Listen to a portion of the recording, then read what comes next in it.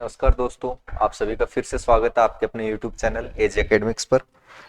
Power series के 3 lecture already हो चुके हैं, जिनमें हमने आबेल थ्योरम, कॉची-एडवर्ड थ्योरम और स्टार्टिंग में बेसिक जो डेफिनेशन है पावर सीरीज वगैरह की, वो सारी चीजें हमने पढ़ी थी। ठीक है, इसी सीरीज में नेक्स्ट अपना जो लेक्चर नंबर 4 है वो है, अगर किसी ने पहले के 3 लेक्चर्स नहीं देखे तो वो जरूर देख लेना। वहां से जो थ्योरम्स है वो कई बार आपके एग्जाम में पूछ ली जाती है। ठीक है, डायरेक्ट बाय नेम भी पूछ ली जाती है, स्टेटमेंट जो आपका थ्योरम का स्टेटमेंट है वो देके भी आपसे पूछ लिया जाता है, तो दोनों ही चीजें आप पढ़ लेना वहां से। अब इसका एक और इंपॉर्टेंट पार्ट आप हम पढ़ने वाले हैं, रेडियस ऑफ कन्वर्जेंस और सर्कल ऑफ कन्वर्जेंस। ठीक है, और उसी पे बेस्ड आपके जो न्यूमेरिकल यानी आंसर जो क्वेश्चंस हैं वो आपके एग्जाम में बार बार पूछे जाते हैं। ठीक है, तो वो हम इसमें पढ़ेंगे। तो नेक्स्ट जो है हेडिंग डाल लेंगे, circle and radius of convergence of power series.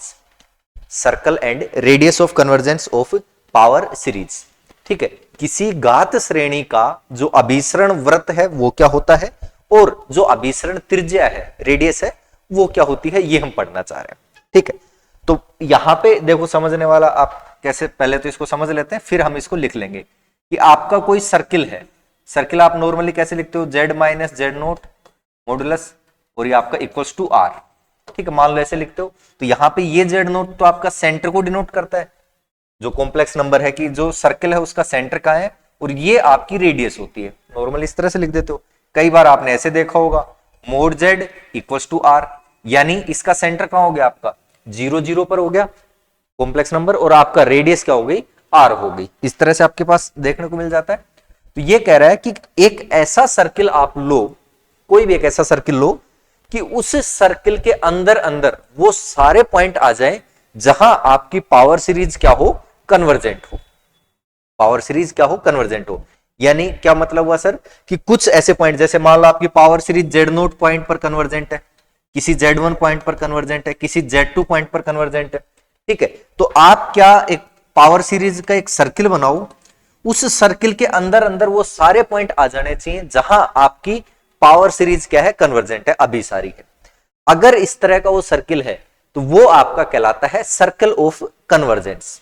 यानी उस सर्किल के अंदर अंदर आपके वो सारे पॉइंट आ जाएंगे जहां आपकी पावर सीरीज क्या है, कन्वर्जेंट है। उसके बाहर कोई पॉइंट आपको नहीं मिलेगा, यानी उस सर्किल के बाहर की तरफ अगर कोई पॉइंट आप लेते हो तो वहां पे आपकी पावर सीरीज क्या होगी, डाइवर्जेंट होगी, क्योंकि जितने भी पॉइंट थे कन्वर्जेंस वाले वो सारे के सारे सर्किल के अंदर आ गए। तो इस तरह का जो सर्किल है वो आपका कहलाता है सर्कल ऑफ कन्वर्जेंस, और उस सर्कल ऑफ कन्वर्जेंस की जो रेडियस होती है वो आपकी कहलाती है रेडियस ऑफ कन्वर्जेंस। बात समझ में आ गई। दूसरी चीज, यहां पर जो सर्कल ऑफ कन्वर्जेंस होता है उसके अंदर आपकी पावर सीरीज कन्वर्जेंट हो गई, बाहर की तरफ आपकी डाइवर्जेंट यानी अपसारी होगी। बाउंड्री पर कोई आपको ये थ्योरम जो है रेडियस ऑफ कन्वर्जेंस से नहीं पता चलता।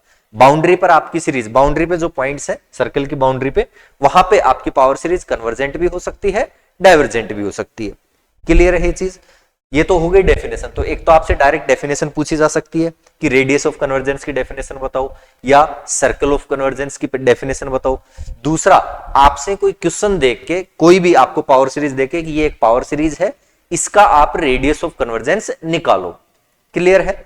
रेडियस ऑफ कन्वर्जेंस निकालने के लिए आपको एक फॉर्मूला काम में लेना होगा, जो हमने कॉची-एडवर्ड थ्योरम जो इससे पहले वाले लेक्चर में पढ़ी थी, उसमें एक 1/r हमने वैल्यू वहां पे यूज ली थी, limit supremum modulus of an whole power 1/n।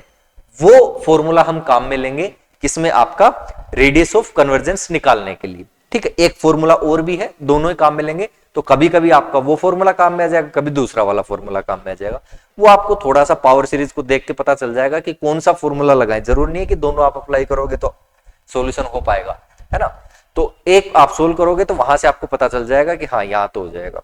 ठीक है, या ये फॉर्मूला काम में लेना है। वो 2-4 बार एग्जांपल आप सोल्व करोगे तो आपको आइडिया लग जाएगा। तो पहले तो इसकी डेफिनेशन लिख लेते हैं, circle and radius of convergence. Circle and radius of convergence, the circle mod z equals to r, the circle mod z equals to r consisting of all points, वो सारे पॉइंट्स जहां पर आपकी जो पावर सीरीज है convergent हो, वो सारे पॉइंट इसमें आ जाने चाहिए।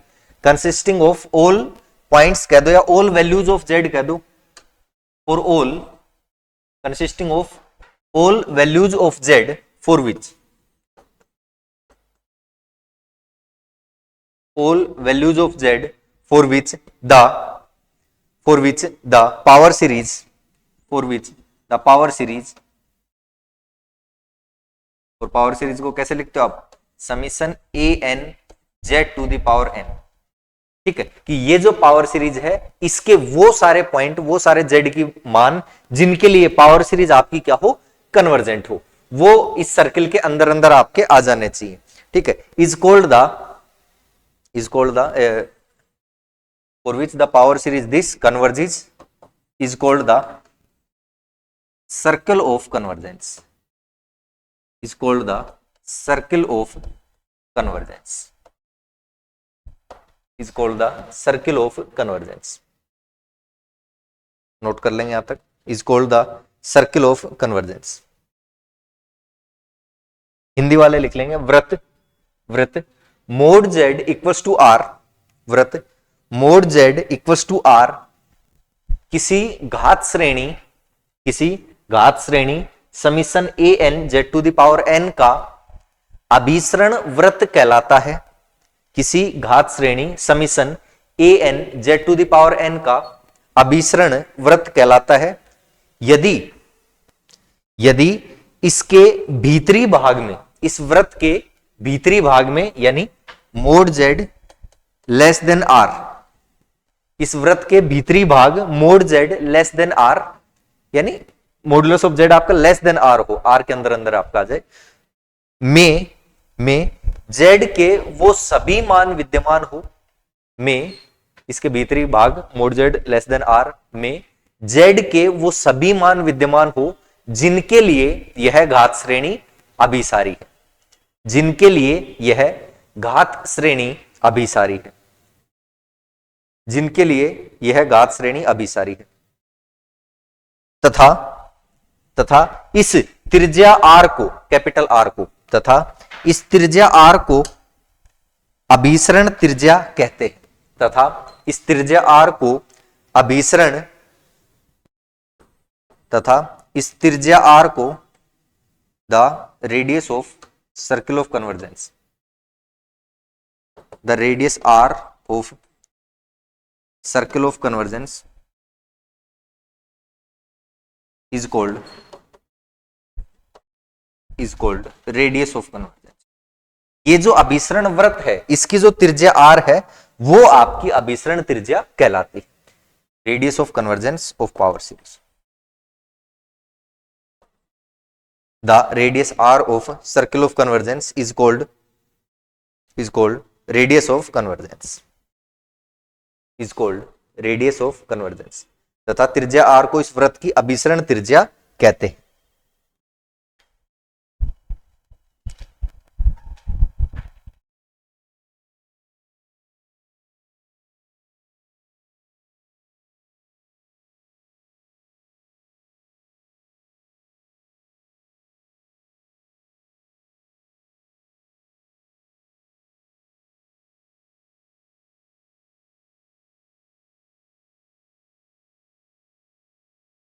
नेक्स्ट लिख लेंगे the radius of convergence r is defined as,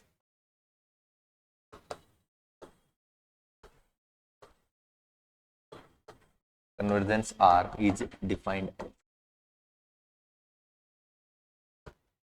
1/r equals to limit n tends to infinity limit supremum summation a n to the power 1/n। ये आपने लिखा था, ध्यान हो तो, ठीक है, तो इसी से ध्यान रख लेंगे।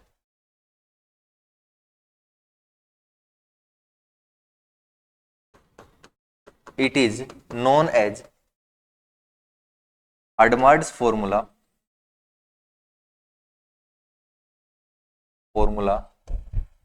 For radius of convergence.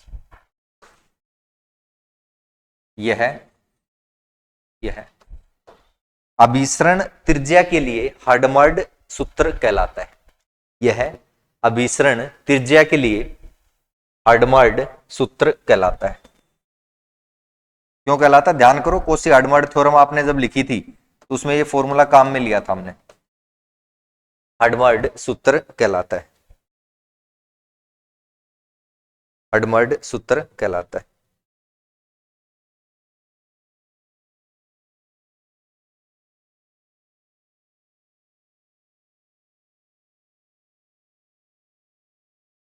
ठीक है। एक आपने पहले कहीं ना कहीं पढ़ी होगी second theorem, Cauchy second theorem by Cauchy's second theorem, we know that, लिखो, कोशी की द्वितीय प्रमेय से, कोशी की द्वितीय प्रमेय से हमें पता है कि, हम जानते हैं कि, द्वितीय कोशी प्रमेय के अनुसार हम जानते हैं कि, हम जानते हैं कि if un is sequence of positive constants,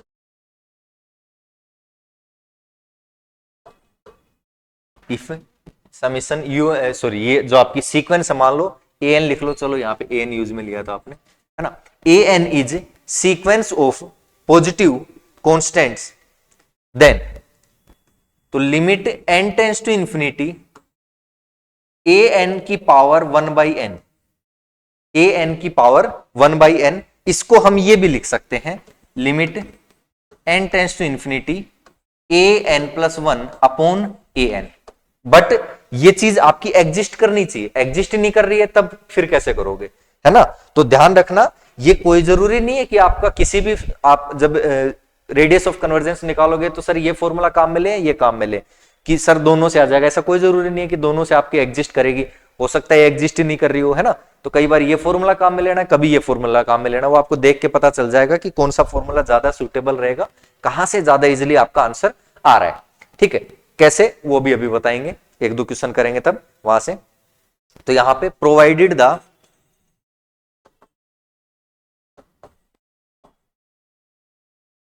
the limits, ये जो राइट साइड में आपकी लिमिट्स है वो एग्जिस्ट करनी चाहिए, provided the limits on right hand side exist,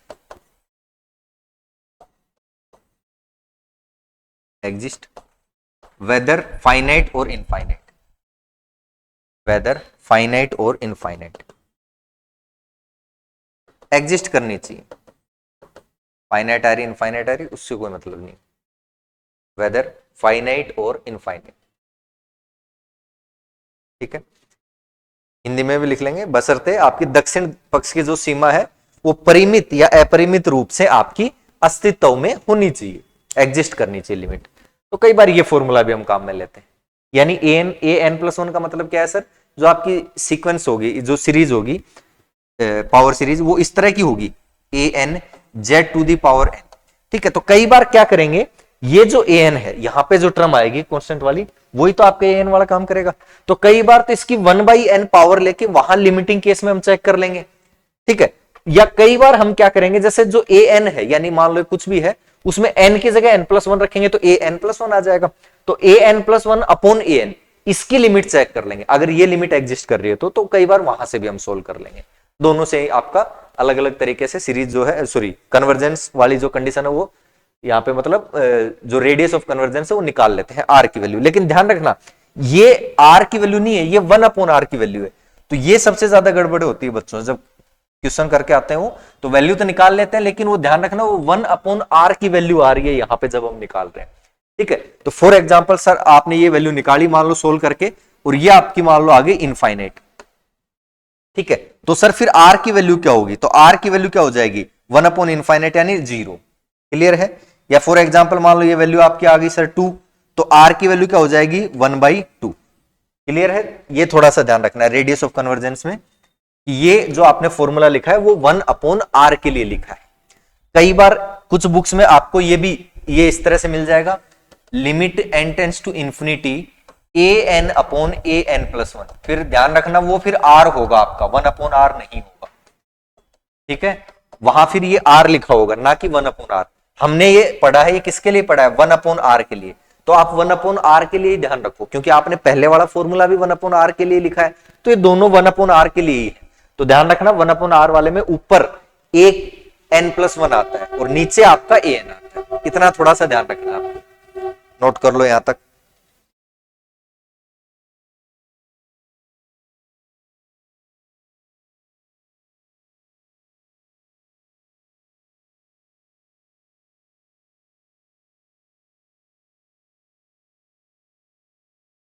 इसी में आगे लिख लेंगे द पावर सीरीज,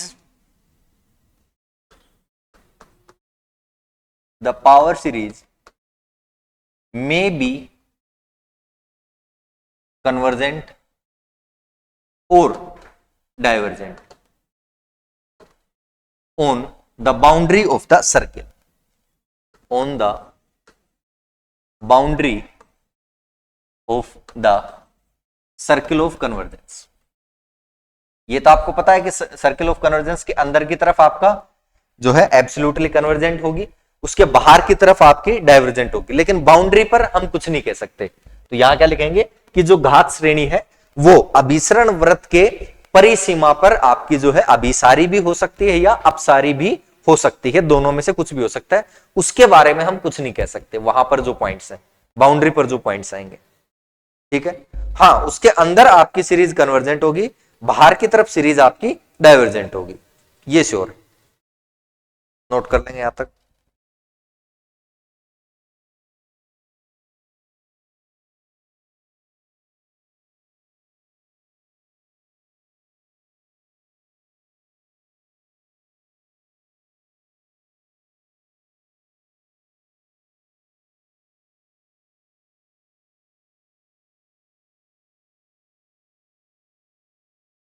ठीक है, इसके बाद एक ये छोटी सी थ्योरम और है, ये आप लोग एक बार पढ़ के देखना, नहीं आए तो ये भी एक दो बार आई हुई है, ये करके देख लेना आराम से, कुछ नहीं है।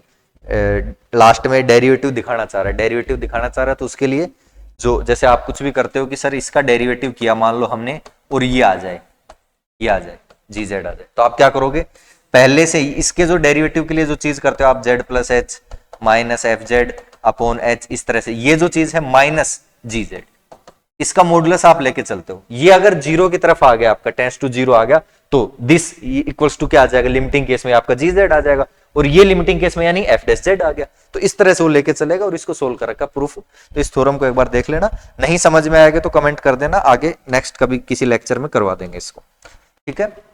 अब हम इसके क्वेश्चंस पे आ जाते हैं, ताकि जो मेन जो आपका काम है वो हो जाए। उसके बाद आपका पावर सीरीज कंप्लीट है, क्वेश्चंस कुछ मैं करवा देता हूं, उसके बाद बाकी आप लोग खुद से ट्राई कर लेंगे, नहीं होंगे तो वो कमेंट कर देना कि सर ऐसे ऐसे कोई क्वेश्चन है या जो भी है वो नहीं हो रहा है, उसको फिर देख लेंगे बाद में। क्लियर है? चलो, ये आपका 4.8.1 के कुछ एग्जांपल्स हैं। क्या कह रहा है, find the radius of convergence of the following power series. ये जो पावर सीरीज आपको दी हुई है, इनका रेडियस ऑफ कन्वर्जेंस जो है फाइंड आउट कीजिए, कि निम्न घात श्रेणियों की अभिसरण त्रिज्या जो है ज्ञात कीजिए। चलो, नंबर 1 ये है आपका summation -1 to power n upon n, ठीक है, z-2 आयोटा की power whole power n, z-2 iota की होल पावर n, ठीक है। एक चीज मैं आपको बताना भूल गया था कि ये जो आपका सर्किल ऑफ कन्वर्जेंस वाले जो जैसे z-2 आयोटा की होल पावर n आ गया आपका, तो ये जो पॉइंट है इससे लेकर आप रेडियस ऐसे इस तरह से बनाते हो मान, ठीक है। ये सेंटर ऑफ कन्वर्जेंस एक तरह वहां पे सेंटर हो गया आपका, जो पावर सीरीज है उसका सेंटर हो गया, ठीक है, घात श्रेणी का केंद्र, उससे लेके आप रेडियस बनाते हो कि इतनी रेडियस ले ले सर, तो सारे आपके कन्वर्जेंट वाले जो पॉइंट है वो सारे आ जाएंगे इसमें। क्लियर है? ध्यान रखना यहां पे इस पॉइंट पर ऑलवेज आपकी कन्वर्जेंट होगी। जब कई बार आप ये भी कहते हो ना कि पावर सीरीज आपकी सर कहीं भी कन्वर्जेंट नहीं है, तो भी इस पॉइंट पर कन्वर्जेंट रहती है आपकी पावर सीरीज, ठीक है।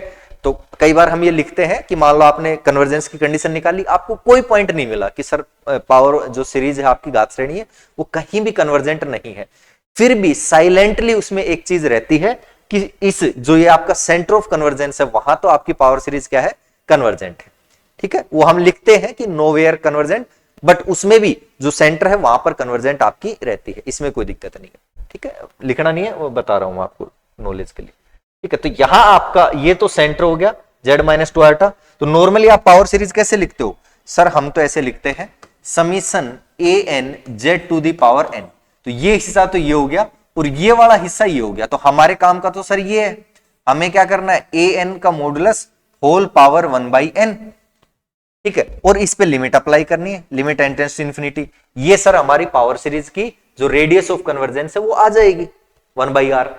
तो हमें तो ये चीज निकालनी है। तो आपको पता है यहां पावर n है तो इसको 1/n करेंगे तो थोड़ा सा काम हो जाएगा, ये फॉर्मूला ज्यादा इजी रहेगा। चलो अप्लाई कर देते हैं। पहले तो यहां पे लिखेंगे सॉल्यूशन, सॉल्यूशन लिखो, सेंटर ऑफ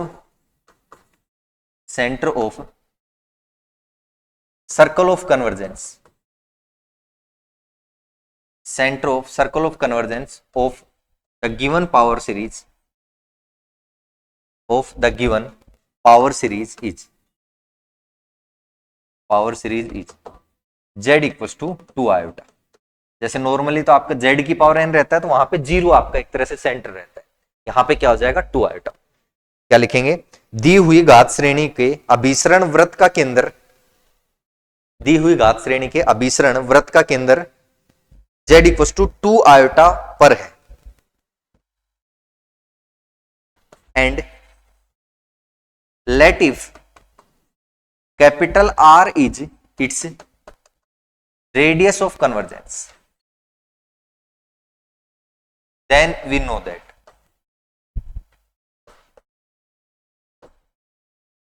और माना कैपिटल R इस अभिसरण वृत्त की त्रिज्या है, माना कैपिटल R इस अभिसरण वृत्त की त्रिज्या है, तब हम जानते हैं कि, क्या जानते हैं सर, हम ये जानते हैं 1/r होगा आपका limit n tends to infinite modulus of an 1/n।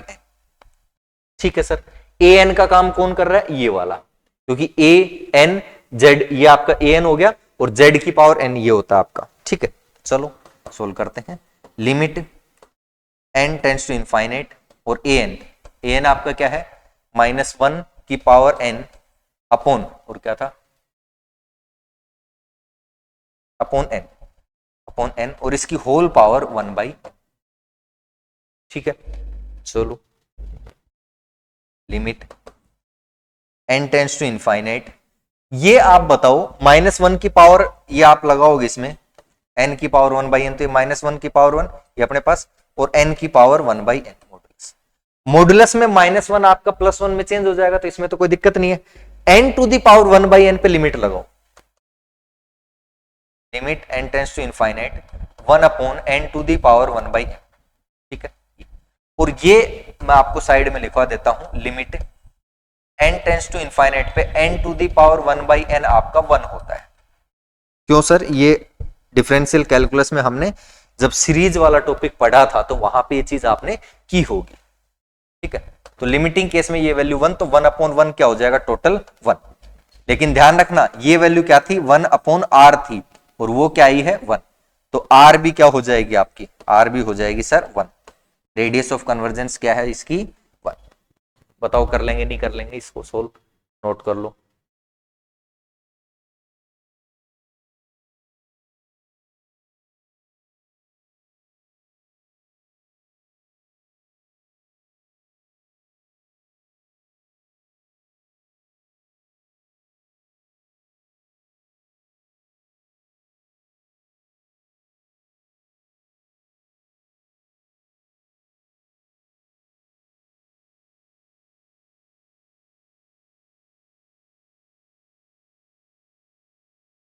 एक चीज और हमने उसमें मॉडुलस लिख, ये मोड और लगेगा इसमें, मॉडुलस ऑफ an अपॉन है ये, और लिखो इसमें मॉडुलस ऑफ, क्योंकि दोनों का हमें इसका भी तो मोड लगाना है ना हमें, बट यहां लगाने की जरूरत नहीं। यार ये भी सही बात है, क्योंकि जब इसको आप मोड लिखोगे तो ये तो ऑटोमेटिक मोड में आ जाएगी।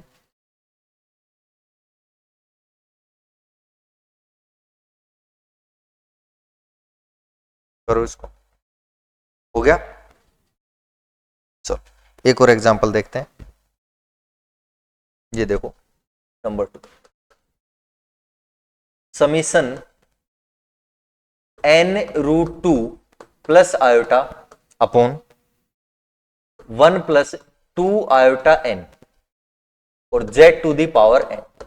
ठीक है, कंपेयर करवाओ थोड़ा सा ध्यान से। तो सर ये an है, ये z की पावर n, एक an है, एक z की पावर n है। यहां से आपको दिख रहा है सर इसकी पावर 1/n बनाने पर तो ऐसा कुछ हमें दिख नहीं रहा है ना, तो हम फिर दूसरा वाला जो आपका तरीका है an+1 और an वाला वो काम में ले लेते हैं, और मॉडुलस में चाहिए हमें तो पहले मॉडुलस an हम निकाल लेते हैं, तो काम हो जाएगा नहीं हो जाएगा आपका, बोलो। मॉडुलस ऑफ an आप निकालोगे, उसमें फिर an+1 वाला काम कर लेंगे वहां से। ठीक है, solution here an equals to an sir ये है n√2 plus iota upon 1 plus 2 iota n। ठीक है सर, कहीं पर आपको अगर ध्यान हो तो मैंने ये लिखवाया होगा z इक्वल्स टू मान लो x प्लस आयोटा y है, तो सर मोड z की वैल्यू कैसे आती है, वो आती है x² प्लस y² और इसका अंडरूट, यानी जो आपकी रियल पार्ट है उसका स्क्वायर, इमेजिनरी पार्ट का स्क्वायर और उसका अंडरूट, ये आपकी मोड z की वैल्यू आती है। क्लियर है? क्यों सर? क्योंकि आपका नॉर्मली हम क्या करते हैं, z का स्क्वायर ये आपका होता है sir z into Z bar, और z आपका होता है sir x plus iota Y, Z bar होता है x minus iota Y. Square multiply करेंगे तो आपका x स्क्वायर, और इसको करवाएंगे तो आपका क्या हो जाता है, एक आयोटा x वाई एक प्लस, तो वो तो कैंसिल हो जाता है, और लास्ट वाला आयोटा स्क्वायर -1 और एक माइनस ऑलरेडी है तो प्लस वाई स्क्वायर, तो ये बन जाता है। और जब मोड z निकालेंगे तो इसका अंडरूट लग जाता है, तो ये आपकी चीज काम में ले रहे हैं हम।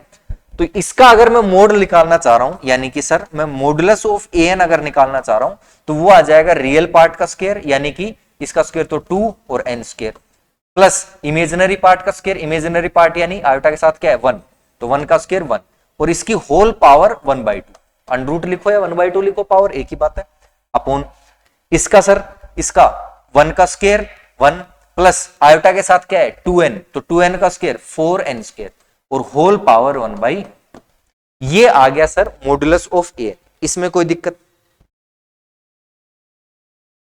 दो चीज चाहिए हमें, एक तो मॉडुलस an चाहिए और क्या चाहिए सर, एंड मॉडुलस an+1 चाहिए। तो जहां जहां n है वहां वहां n+1 हमने लिख दिया, चलो लिख देते हैं 2n+1 का होल स्क्वायर प्लस 1 और whole power 1/2 upon 1 plus 4 n+1 का होल स्क्वायर और होल पावर 1/। यहां तक कोई दिक्कत हो तो बताओ इसमें? ठीक है, थोड़ा सा इसको अगर और सिंप्लीफाई करना चाहो तो ऐसे कर सकते हो, ओपन कर लो, सर ये आएगा n स्क्वायर और एक बार 2 से मल्टीप्लाई तो 2n square.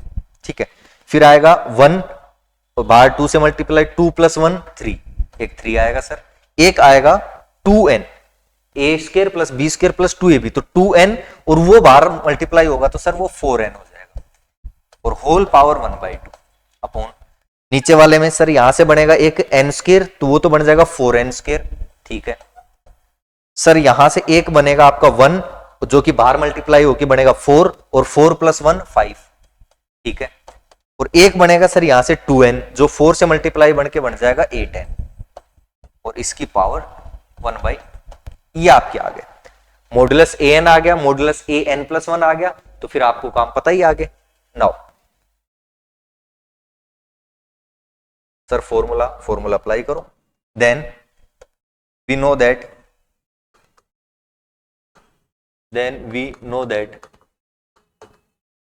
Radius of convergence is given by, कि जो आपकी अभिसरण त्रिज्या है वो इस प्रकार से होगी, radius of convergence is given bye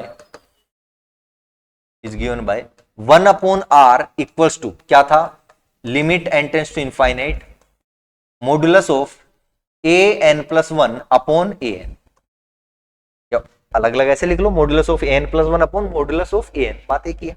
ठीक है sir, limit n tends to infinite an+1 ये है। ठीक है, तो ये लिख दिया हमने 2n² प्लस 3 प्लस 4n, यही था क्या?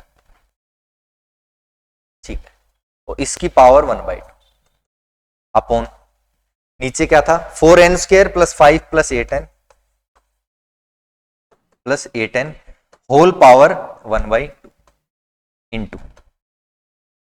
इंटू लिखो, या एक बार नीचे लिखना चाहो तो नीचे लिख लो, बात एक ही भाई। नीचे लिखोगे मोड an यानी ये टर्म यहां आएगी समथिंग अपॉन समथिंग, तो ये जो टर्म है ये तो यहां मल्टीप्लाई हो जाएगी, ये टर्म यहां मल्टीप्लाई होगी, तो मैं डायरेक्ट लिख देता हूं कि जो ऊपर टर्म है वो तो कौन सी आएगी इंटू में, ऊपर जो आपकी नीचे वाली टर्म है वो सबसे ऊपर जाएगी, तो 1 प्लस 4n स्क्वायर की पावर 1/2 कि सर ये तो सबसे ऊपर अपॉन, और ये टर्म नीचे 2n स्क्वायर प्लस 1 की पावर 1/2, ये आ जाएगा सर। इसमें कोई दिक्कत है तो बताओ। ठीक है, अब इसको सोल्व करना है।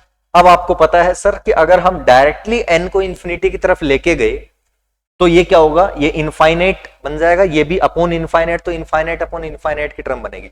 उसको अवॉइड करने के लिए हम क्या करते हैं, सीरीज आपने खूब अच्छे से पढ़ रखी है, हम कॉमन निकालने की कोशिश करते हैं। कैसे sir, limit n tends to infinite, ये किया हमने, यहां से n स्क्वायर कॉमन लिया, n स्क्वायर कॉमन लिया तो पावर 1/2 भी आएगी, तो n स्क्वायर की पावर 1/2, तो बाहर क्या आएगा आपका n, बाहर क्या आ गया n, यहां से n स्क्वायर कॉमन लिया सर 2 बच गया, प्लस यहां से n स्क्वायर कॉमन लिया 3/n स्क्वायर बच गया, प्लस यहां से n स्क्वायर कॉमन लिया 4/n बच गया, एक n तो कैंसिल हो जाएगा, पावर 1/2।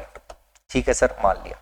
नीचे से भी n स्क्वायर कॉमन लो तो बाहर तो n ही पहुंचेगा क्योंकि साथ में पावर 1/2 आएगी, तो सर ये बच गया 4 plus 5/n square plus 8/n की पावर 1/2 इंटू, यहां से सर यहां से भी n स्क्वायर कॉमन ले लो तो बाहर तो n ही पहुंचेगा, ठीक है, 1/n स्क्वायर प्लस 4 और होल पावर 1/2, ठीक है, मान लिया।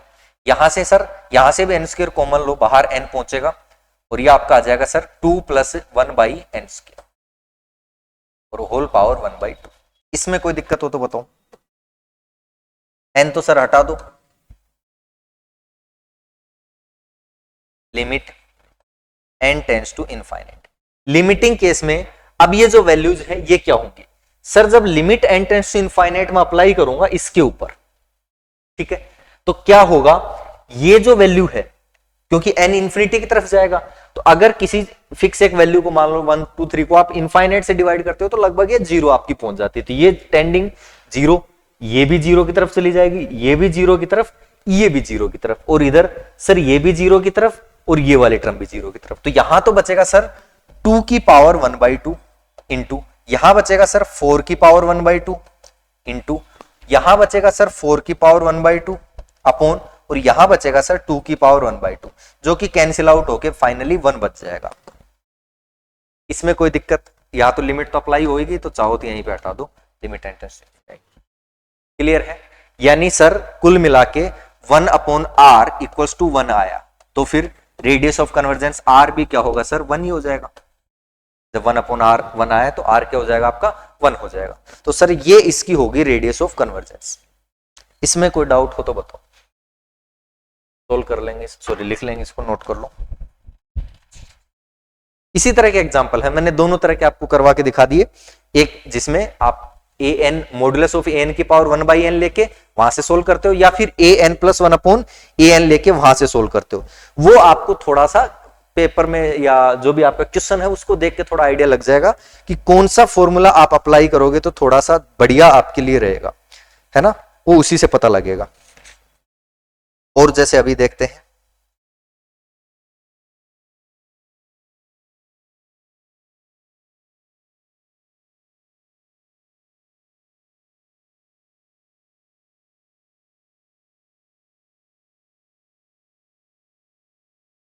अब देखो नेक्स्ट, अब मैं थोड़ा सा डायरेक्टली आपको बता देता हूं, समीशन log n की पावर n ये दे रखा है आपको, और z to the power n। इसमें क्या करोगे, सेम वही चीज सर, ये तो आपका an हो गया, तो an का अगर मैं मोड लेके 1/n लूं तो ये हट जाएगा, तो वो ज्यादा इजी रहेगा, तो इसी क्यों ना यही फॉर्मूला काम में ले लूं मैं 1/r वाला। ठीक है सर, ले लिया, तो limit n tends to infinity, और जब इसकी पावर 1/n करेंगे तो ये आपका log n बच जाएगा, और n टेंस टू इन्फिनिटी पे log n आपका इनफाइनाइट आ जाता है। और आपको पता है 1/r अगर आपका इनफाइनाइट आ रहा है यानी कि r आपका हो जाएगा, r को इधर ले आओ इसको इधर, तो 1/इनफाइनाइट यानी कि 0। तो रेडियस ऑफ कन्वर्जेंस क्या हो जाएगी सर? 0 हो जाएगी इस केस में। अभिसरण त्रिज्या जो है वो आपकी 0 हो जाएगी। ठीक है, मान लिया सर। और देखो ऐसा ही एक दे रखा आपका ये summation 1 + 1/n power n square और z⁴ n। सर ये an है, an का अगर मैं मोड की पावर 1/n लूं तो limit n tends to infinity an, यानी an तो ये है सर n स्क्वायर, और इसकी पावर में अगर 1/n लूं तो ये बन जाएगा, जो कि ये बनेगा sir limit n tends to infinity 1 + 1/n की पावर n। और सर ये हमने सीरीज में पढ़ रखा है कि 1 + 1/n की होल पावर n आपका e को टेंड करता है। n टेंस टू इन्फिनिटी पे क्या बनाता है आपका e। ठीक है, तो सर 1/r की वैल्यू आ गई हमारे पास e, 1/r की वैल्यू आ गई e। तो सर r की वैल्यू हो जाएगी, इसको इधर ले आओ, 1/e। ये आपकी रेडियस ऑफ कन्वर्जेंस हो जाएगी। बताओ इसमें कोई दिक्कत है क्या? इसी तरह के क्वेश्चन है, किसी किसी में आपका an + 1/an फॉर्मूला काम में आ रहा होगा, किसी में आपका डायरेक्ट जो फॉर्मूला मैंने बताया आपका मॉडुलस ऑफ an की होल पावर 1/n, वो फॉर्मूला आपके काम में आ रहा होगा। इजिली आपके पास इसको सोल्व आप कर सकते हो। एक दो और करवा देते हैं, थोड़ा आपका कॉन्फिडेंस और थोड़ा अच्छा हो जाएगा, फिर आप बाकी तो मुझे पता है कर लोगे आराम से, है ना।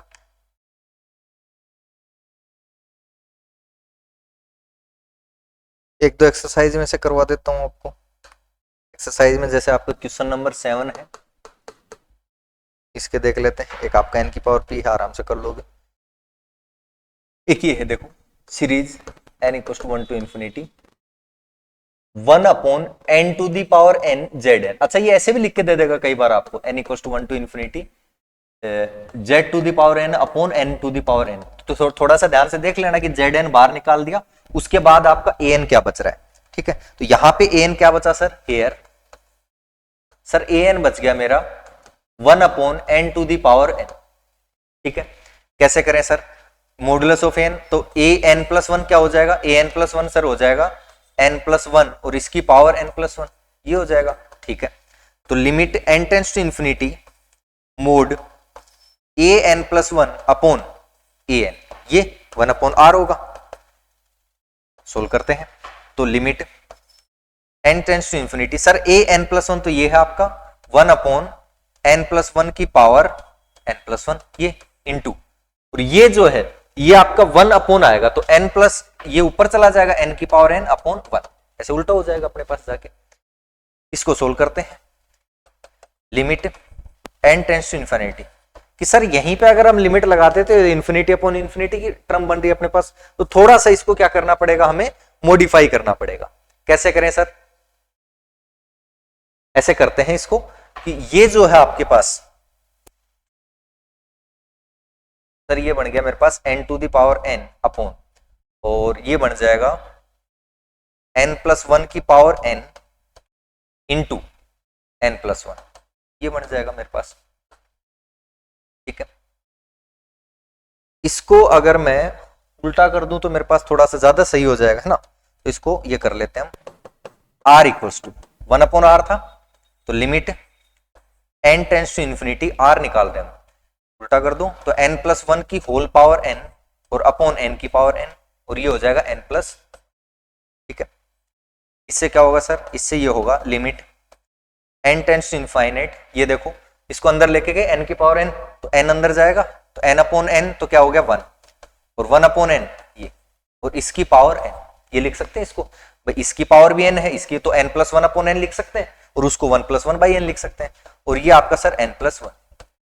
इसका क्या फायदा है सर? इसका फायदा ये है, अभी अभी आपको बताया था, ये आपका क्या होता है, limit n tends to infinity n+1/n, इसकी होल 1+1/n, 1+1/n की होल पावर n, ये क्या था आपका e, अभी बताया था थोड़ी देर पहले, तो ये तो e आ जाएगा सर, e को बाहर ले लेते हैं, limit n tends to infinity, और ये आपका n+1, और जब n इनफाइनाइट की तरफ जाएगा तो n+1 भी कहां चला जाएगा आपका, इंफिनिटी प्लस 1 तो इंफिनिटी, तो ये टोटली आपका e इंटू इंफिनिटी आ जाएगा, यानी कि हम इनफाइनाइट आपका आ जाएगा। तो r आपका क्या आ गया, इनफाइनाइट। r क्या आ गया, इनफाइनाइट। इसमें कोई दिक्कत? रेडियस ऑफ कन्वर्जेंस आपका infinite. Radius of convergence infinite आने का मतलब क्या है कि आप पूरे प्लेन में, भाई रेडियस ऑफ कन्वर्जेंस क्या होता है कि वो सर्किल जिसके अंदर आपके कन्वर्जेंस वाले सारे पॉइंट आ रहे हैं, यानी होल डोमेन में आपका क्या है, एक तरह से कन्वर्जेंट है जो पावर सीरीज है वो, ये इस तरह से हो जाएगा। और देख लेते हैं। और सर ये देखो एक कुछ अलग तरह का है, फोर्थ, इसी का फोर्थ देख लेते हैं। Summation n equals to 1 to infinite 3 + 4 iota की power n z to the power n। तो सर यहाँ पे an क्या है, an तो सर zn के साथ जो है वो है, ठीक है, ये an है, तो लिखेंगे here an equals to 3 + 4 iota की पावर n। तो सर अगर हम इसकी पावर 1/n ले ले और मोड निकाल दे वहां पे, यानी मॉडुलस ऑफ an की पावर 1/n ले ले, तो हमारा काम हो सकता है, बिल्कुल हो सकता है। कैसे होगा सर, ऐसे limit n tends to infinity 1/r equals to mod an की पावर 1/n, जो कि होगा sir limit n tends to infinite mod an, तो 3 + 4 आयोटा, ठीक है, और इसकी पावर n की पावर 1/n, तो वो तो हट जाएगा, तो ये an ये है ना, तो n की पावर 1/n वो तो हट जाएगा। और किसी कॉम्प्लेक्स नंबर का मॉडुलस निकालना तो सर हमें आता है, कैसे आता है भाई, सर रियल पार्ट का स्क्वायर, रियल पार्ट का स्क्वायर आपका प्लस कॉम्प्लेक्स जो इमेजिनरी पार्ट है उसका स्क्वायर और अंडररूट, तो क्या आ जाएगी 25 तो 5, तो ये आपकी क्या आ गई 1/r आ गई। ध्यान रखना ये गड़बड़ होती है, रेडियस ऑफ कन्वर्जेंस आप 5 निकाल के 5, कई बार जैसे ऑप्शनल क्वेश्चन रहते हैं, जो कई सारे एग्जाम्स ऐसे रहते हैं, मान लो ऑब्जेक्टिव टाइप क्वेश्चन आ रहे हैं तो वहां 5 आपको आंसर में मिलेगा वहां पे, बट हमें तो क्या चाहिए 1/r नहीं चाहिए, हमें r चाहिए, तो r क्या हो जाएगा सर, r हो जाएगा 1/5। रेडियस ऑफ कन्वर्जेंस अभिसरण त्रिज्या आपकी हो जाएगी 1/5। बताओ इसमें कोई दिक्कत?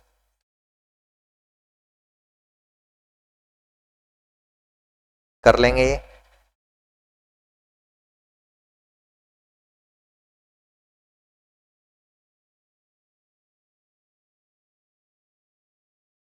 कुल मिला के आपको सीरीज वाला जो चैप्टर है वो ध्यान होना चाहिए कि उसमें कैसे कैसे आपने लिमिटिंग जो लिमिट वगैरह निकाली थी सीरीज में, ठीक है, कन्वर्जेंस ऑफ सीरीज जो आपने फर्स्ट ईयर में आपका चैप्टर आता है वो थोड़ा सा यहाँ पे काम में आ रहा है। और एक दो क्वेश्चन करवा देते हैं। ये है जैसे एक आपका 1/2 z plus 1 × 3 2 × 5 z2 plus power series ये दे रखी है आपकी 1 × 3 × 5 अपॉन 2 × 5 × 8 z की पावर 3 प्लस एंड सो। तो सर अगर मैं इसको ऐसे लिखना चाहूं summation an z to the power n, तो मुझे ये तो पता है कि z1 रखने पर ये z बन गया, z2 रखने पर ये बन गया, 3 रखने पर ये बन गया, यानी ये तो zn चल रहा है, ठीक है, और इसके साथ जो चल रहा है सर वो an चल रहा है। अब मुझे an यहां पे लिखना पड़ेगा, बनाना पड़ेगा, जैसे हम सीरीज वाले चैप्टर में बनाते थे। हेयर an इक्वल्स टू क्या हो जाएगा, ऊपर क्या टर्म चल रही है आपकी, पहले 1, फिर 1 × 3, फिर 1 × 5, 1 3 5 ऐसे सोन। तो ये थोड़ा सा देखो कि पैटर्न क्या बन रहा है। तो सर आप इसको मान लो n, मान लो कि n चल रहा है, तो n होता तो आपका 1 पे 1 आना चाहिए था, 2 पे 2 आना चाहिए था, फिर 3 आना चाहिए था। अगर ये 1 × 2 × 3 ऐसे चलता तो हम n मान लेते इसको, बट सर ऐसा तो नहीं है, तो 2n होगा। 2n पे तो सर ये 1, फिर आपका 2n पे यानी 2 रखते तो 4, 3 रखते तो 6 ऐसे बनना चाहिए था, सर ऐसा भी नहीं है, 2 4 6 ऐसा भी नहीं है सर। फिर कैसा है, तो सर 2n + 1 या 2n - 1 ऐसा होगा।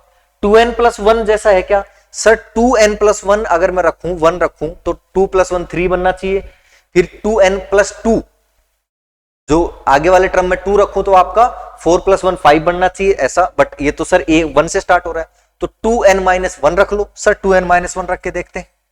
2n - 1 में 1 रखा तो सर ये आपका बन गया 1, ठीक है सर, 2 रखा तो बन गया 3, ठीक है, 3 रखा तो बन गया 5, ठीक है। तो मतलब सर ये तो आपका जो चल रहा है ये मल्टीप्लाई में ये 2n-1 जैसा चल रहा है, मान लिया। नीचे वाला सर ये थोड़ा थोड़ा देखने में लग भी रहा है मल्टीप्लाई कि 2 में तो नहीं होगा, 3 में हो जाएगा, है ना। तो 3 में कैसा बन रहा है सर, 3n+1 है, 3n-1 है। देख लेते हैं 3n+1 और 3n-1 कि अगर सर मैंने यहां 1 रखा तो ये तो 4 से स्टार्ट हो रहा है, चलो एक दो टर्म छोड़ भी देते हैं, तो 4 तो इसमें कहीं है ही नहीं। तो सर माइनस वाला इसमें 1 रखा तो ये तो 2 बन गया, पहली टर्म बन गई। फिर 2 रखा तो 6-1 5, दूसरी टर्म बन गई। फिर 3 रखा तो 9-1 8, मतलब सर ये सही है। तो चलो ये मान लेते हैं 2 5 8 एंड सो ऑन, और लास्ट टर्म आएगी 3n-1। सर ये nth टर्म हो गई इस सीरीज की, जो भी सीरीज होगी उसकी। an निकाल लिया हमने। अब क्या करना है सर, इस तरह का तो सर लिमिटिंग निकालने के लिए हमारे सबसे बढ़िया था an+1/an वाला जो फॉर्मूला था वो। तो हम क्यों ना सर वही काम में ले लें, ले लो भाई। तो an+1, तो an+1 में सर क्या करते थे, जहां n है तो 2n-1 तक तो आएगा ही, और n की जगह n+1, तो 2n+1 माइनस n की जगह n+1, ठीक है। 2 5 8 एंड सो ऑन, 3n-1 तक तो था ही, n की जगह n+1, तो n+1 माइनस, थोड़ा सिंप्लीफाई कर लो, 1 3 5 and so on, 2n-1 upon ये बन जाएगा 2n+2 और -1, तो 2-1 प्लस का 1, तो 2n+1 बन जाएगा सर। और ये बन जाएगा 2 5 8 एंड सो ऑन, ये बन जाएगा 3n-1, और ये बन जाएगा 3-1, तो 3n+2 सर ये बन जाएगा, ठीक है। मान लिया ये an+1 आ गया, ये an आ गया सर। अब तो आपको पता ही है फॉर्मूला सीधा सा क्या है, modulus of an+1 upon an, वहां से सोल्व कर दो और r जो है निकाल दो। तो सर r आपका 1/r हो जाएगा मॉडुलस ऑफ, या limit n tends to infinity, modulus of an+1 upon an। Mod का सर वैसे कोई फर्क नहीं पड़ेगा, पॉजिटिव में आ रही है सारी टर्म, ठीक है, क्योंकि प्लस में तो चल रही है। चलो ये आपका आ जाएगा an+1, ये दिस अपॉन दिस, इसके नीचे ये टर्म आएगी। तो मैं थोड़ा सा आपको यहीं पे लिख के बता देता हूं डायरेक्ट कि बचेगा क्या। जैसे ये तो आपकी an+1 होगी, और इसके नीचे जब आप an से डिवाइड करोगे तो an आपकी ये आएगी 2n-1 अपॉन, और ये आएगी 2 5 8 एंड सो ऑन 3n-1, ऐसी आएगी सर। मान ली यहां से यहां तक ये तो कैंसिल हो जाएगी सर, ये, और यहां से यहां तक ये कैंसिल हो जाएगी सर, क्लियर है। तो बचेगा क्या सर, ये जो बढ़ी हुई टर्म थी वो आपकी बचेंगी, कौन कौन सी, 2n+1 वाली और एक 3n+2 वाली टर्म थी वो, ठीक है। तो क्या क्या बची sir, limit n tends to infinite, और ये बच गई 2n+1 अपॉन 3n+2, ये 1/r। सर अगर मैं इसमें direct n tends to infinite करता हूं, n को इंफिनिटी की तरफ लेके जाता हूं, तो ये तो ∞+1 यानी इंफिनिटी, ∞+2 यानी इंफिनिटी, सर ये तो इंफिनिटी अपॉन इंफिनिटी बचेगा, तो ये तो गड़बड़ करेगा। तो क्या करें, n को कॉमन लेते थे, सीरीज आपने खूब पढ़ रखी है, 1/r equal to limit n tends to infinite, यहां से n कॉमन लिया सर, तो ये बच गया 2 + 1/n, यहां से भी n कॉमन लिया सर, तो ये बच गया 3 + 2/n, ओके, n से n cancel, limit n tends to infinite, ये आ गया सर 2 + 1/n, और ये 3 + 2/n, 1/r। अब n को इंफिनिटी की तरफ लेके जाओ सर, n इंफिनिटी की तरफ गया तो 1/n 0 की तरफ, टोटल टर्म 2 की तरफ, 2/n 0 की तरफ, टोटल टर्म 3 की तरफ, तो सर ये आ जाएगा 2/3। अगर 1/r 2/3 है तो r आपका सर हो जाएगा 3/2, जो कि आपकी रेडियस ऑफ कन्वर्जेंस होगी। इसमें कोई दिक्कत है तो बताओ, नोट कर लेंगे इसको।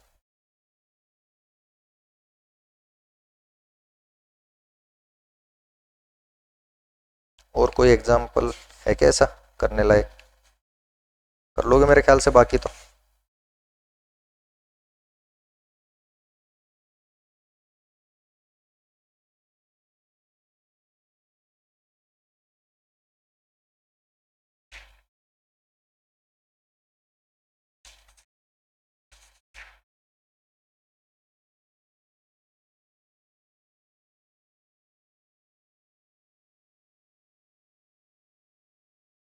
बाकी तो मुझे ऐसा कोई लगता नहीं है जो आपको करवाना होना चाहिए।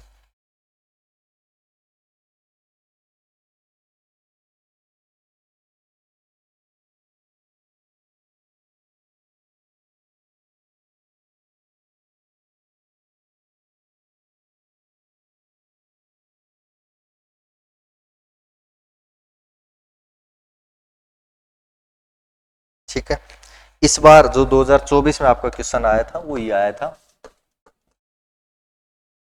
Find the radius of convergence and circle of convergence of the following series.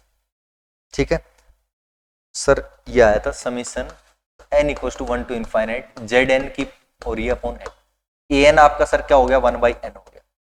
A n आपका 1/n, modulus of a n की पावर 1/n क्या होगी सर, 1/n की पावर 1/n। और ये लिमिटिंग केस में कहा जाता है सर, ये तो लिमिटिंग केस में limit n tends to infinite इस पे लगाएंगे, जब इस पे लगेगा तो इधर भी लगा देना है ना, 1/n + 1/n। और ये सर 1 की तरफ जाता है तो 1/1, तो ये तो 1।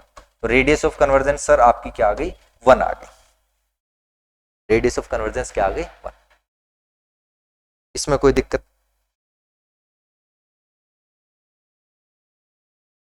बताओ।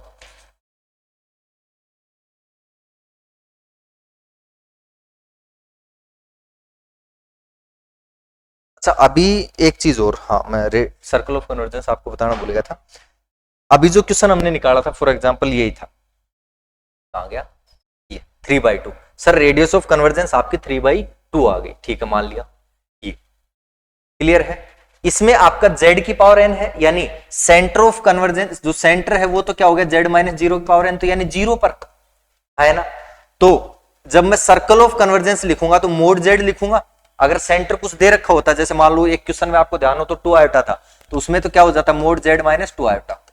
और इस सर्किल के अंदर अंदर आपका क्या रहता है, एब्सोल्यूट कन्वर्जेंस। तो मोड z लेस देन, अगर मैं 3/2 लूंगा तो आपका क्या आएगा, एब्सोल्यूट कन्वर्जेंस। यानी ये आपका डोमेन ऑफ कन्वर्जेंस हो गया। डोमेन ऑफ कन्वर्जेंस किस क्षेत्र में आपकी जो पावर सीरीज है वो अभिसारी होगी। ठीक है, तो डोमेन ऑफ कन्वर्जेंस पे अगर आपसे पूछ लिया जाए तो आप क्या लिखोगे कि यह श्रेणी निरपेक्ष अभिसारी यानी एब्सोल्यूट कन्वर्जेंस होगी, एब्सोल्यूट कन्वर्जेंट होगी यदि मोड z लेस देन 3/2 है। इक्वल्स टू 3/2 लिखने का मतलब है कि आपने वो सर्किल भी काउंट कर लिया, तो उस सर्किल की बाउंड्री पर हम कुछ नहीं कह सकते कि आपकी कन्वर्जेंट होगी या डाइवर्जेंट, तो वो नहीं लिखेंगे। हाँ उसके अंदर अंदर आपकी क्या होगी, कन्वर्जेंट होगी, बाहर के लिए डाइवर्जेंट होगी। तो अगर आपसे डोमेन ऑफ कन्वर्जेंस पूछ लिया जाए तो वो भी आप ऐसे बता सकते हो। क्लियर है ये चीज, इसमें कोई दिक्कत? मान लो किसी सर्किल की आपने या कोई भी सीरीज थी उसकी आपने रेडियस ऑफ कन्वर्जेंस निकाली, वो 1 आ गई और उसका सेंटर 0 पर है, तो उसका डोमेन ऑफ कन्वर्जेंस क्या हो जाएगा, मोड z लेस देन 1। कि सर 1 रेडियस 0 पर सेंटर लेके 1 रेडियस का आप सर्किल बना दो, उसके अंदर अंदर सीरीज आपकी क्या रहेगी, एब्सोल्यूट कन्वर्जेंट रहेगी, उसके बाहर डाइवर्जेंट रहेगी। बाउंड्री पर हम कुछ नहीं कह सकते। तो आपको अगर वो क्या पूछ ले, डोमेन ऑफ कन्वर्जेंस पूछ ले कि अभिसरण का जो प्रांत है वो बताइए, तो भी आपको आर ही निकालना है और फिर यहां से लिख देंगे कि ये इसका डोमेन ऑफ कन्वर्जेंस है, अभिसरण का प्रांत। क्लियर है? कुल मिला के निकालना आपको रेडियस ऑफ कन्वर्जेंस ही, उसी को फिर आगे थोड़ा सा वो कर देंगे, अभिसरण का प्रांत। पर ध्यान रखना यहाँ पे वो जो अगर जैसे नॉर्मली आपका ये चलता है ना an z माइनस मान लो 2 की पावर n ऐसे चल रहा है, तो ये आपका रेडियस, फिर ये आप लिखोगे मोड z - 2 और फिर जो रेडियस आएगी आपकी जो भी है मान लो वो लेस देन 1 है ना, तो वहां पे सेंटर 2 लेना है फिर आपको, ये जहां पे, क्योंकि ये आपका सेंटर कहलाता है। ठीक है, केंद्र उस पावर सीरीज का। ठीक है, ज्यादातर में z की पावर n ही है तो ऐसी कोई दिक्कत आएगी नहीं आपको।